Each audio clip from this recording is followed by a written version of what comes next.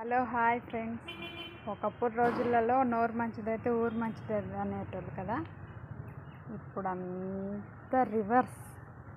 నోరు మంచిదైనంత మాత్రాన మన చుట్టూ ఉండేటోళ్ళందరూ మంచోళ్ళు అయిపోరు.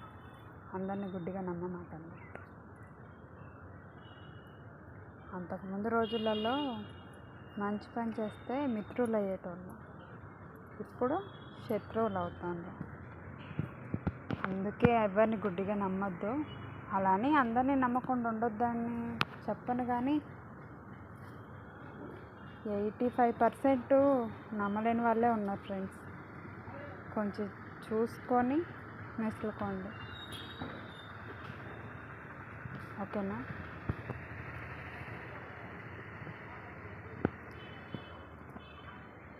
అంటే రానున్న రోజులలో మంచితనం చచ్చిపోతుందేమో అని నా ఫీలింగ్.